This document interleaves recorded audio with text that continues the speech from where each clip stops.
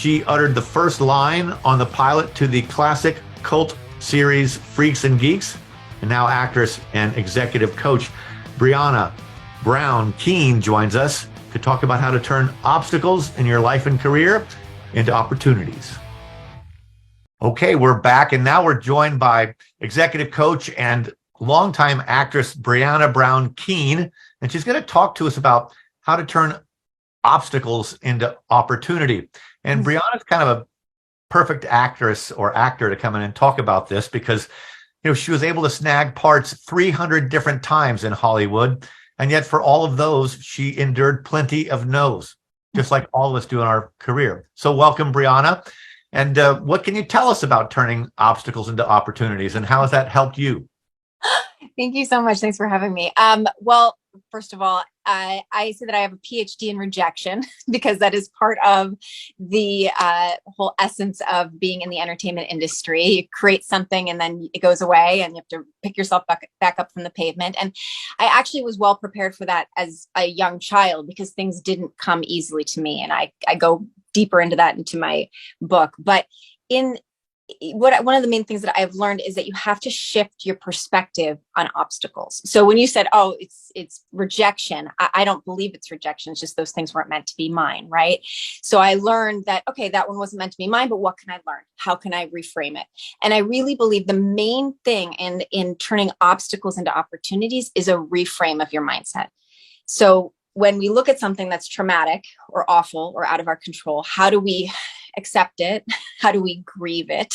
Right? There's a grieving process that in our country, we don't really embrace grieving loss. We take a pill, we avoid, we numb, we do all the things to not feel the deeper feelings. And in those deeper feelings, pain pushes until vision pulls, as Michael Beckwith talks about. So we need that pain to often get the ahas or to get the motivation to say, okay, well, what is it that I need to know? And I'm a big believer that if something isn't working in my life, it simply means there's something I don't know yet.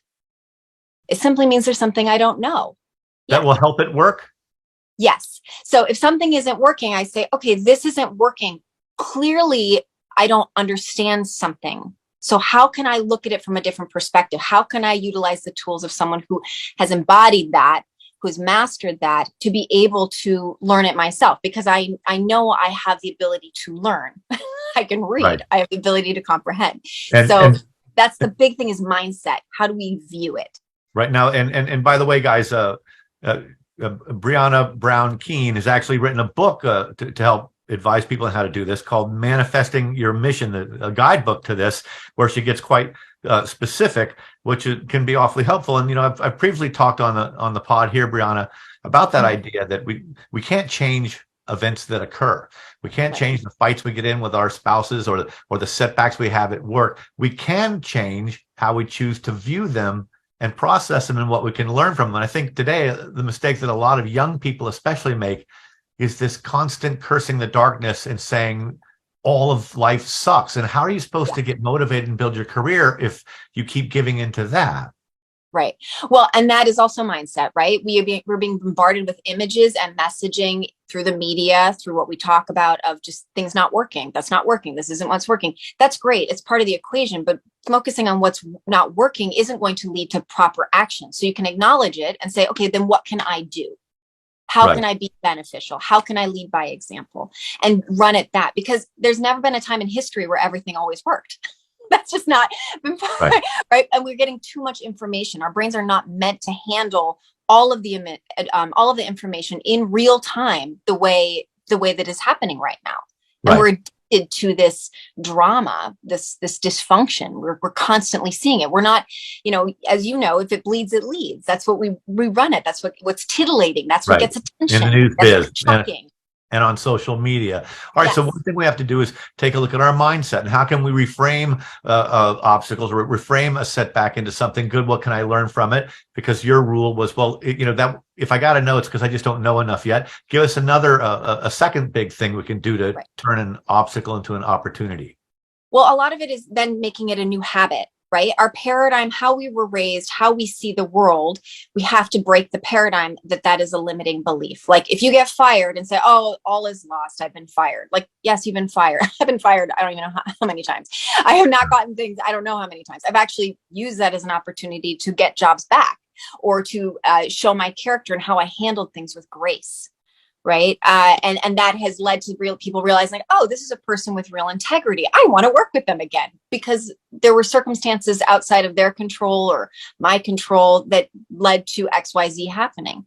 So how do we handle ourselves in such a way that we can then lead by example of what we want to be? And that then creates more opportunities. Now, I'd like you to follow up and go a little deeper with that one, because I have talked about on the pod in the past a little bit how I was fired from a network with about 15 minutes notice. It's kind of, hey, there's no more room for you in the lineup. Why don't you grab your coat? We'll ship your stuff to you. A security guard's going to escort you out. You know, he'll stay 20 feet back though, so no one will know.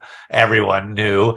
And I wish I'd had that chance to try to turn that into a good thing. But you actually were able, I think you told me when we kind of spoke, that you were able to turn a firing into a new job offer from the very same people who are getting your job back because of your reaction. Tell us about that.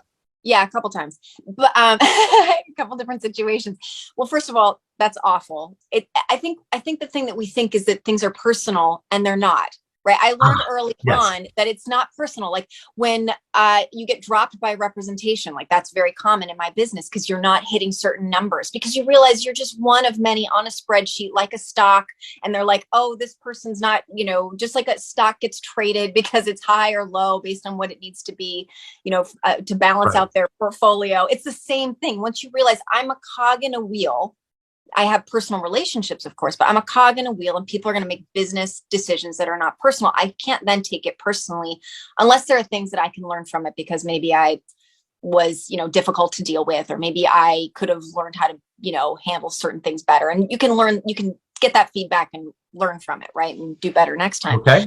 But aside from that, you recognize, okay, this isn't personal. And so for example, when I got fired, I remember the woman taking me up to talk to me, and I knew this isn't good, right? Why are we talking to me on a Friday? Yes. What's happening? You know, I was on a show, and she was very lovely, and she sat me down and she was like, okay, we're ending your storyline, and here's why. And she seemed sad. I took a deep breath, and I'm very empathic, probably to a fault, but I'm very empathic. And I said to her, this must be really hard for you.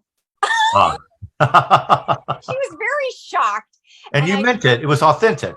It was completely authentic, because I could see it's really hard to like hurt someone's feelings. It's very hard to have to fire someone. I've had to move people out of positions. It's very difficult. It's challenging. You don't want to hurt somebody, but you're also like, this isn't right now.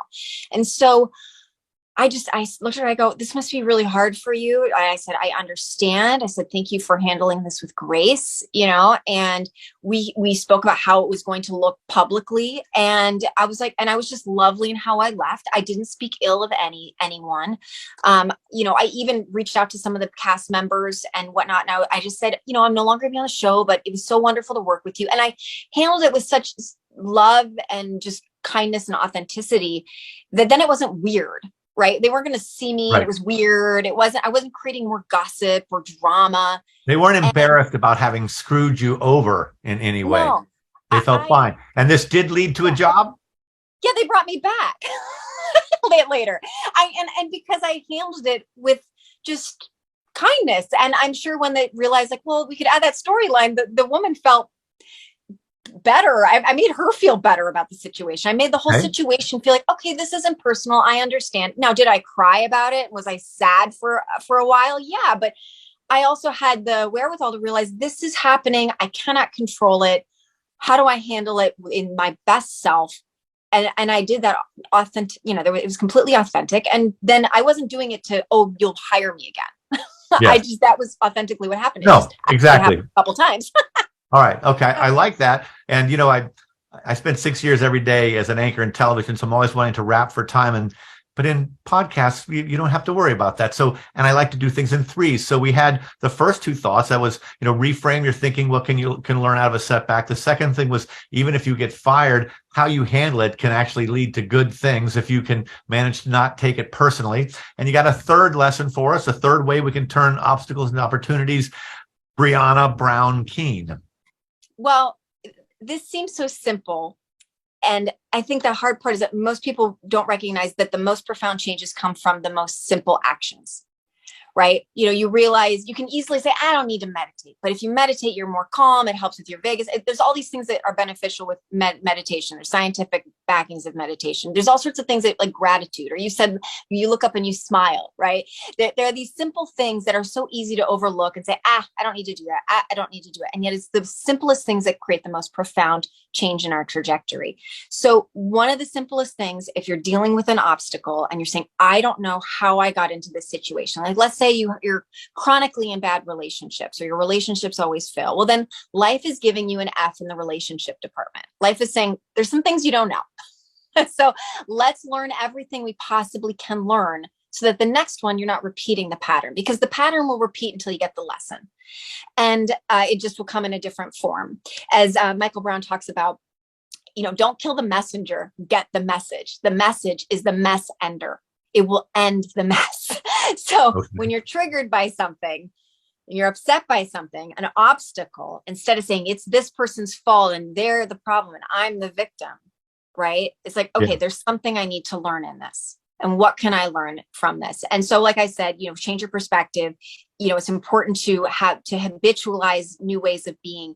But what I do, and I know this sounds so simple, if there's a problem in a certain area, I'll read from 5 different reputable sources, not just their podcasts, which I think are fabulous. They're a great teaser, but 5 different reputable sources about that subject. See what's in the center of the Venn diagram of all of them, and then listen to my intuition and run at habitualizing and implementing that action, so that I can see what I don't see beyond my periphery, because we all have that, and we all can look at someone and say, geez, if Sarah would just do X, Y, Z, she would get out of her own way. And we don't see that within ourselves. So I believe we need to actually hear things in stereo.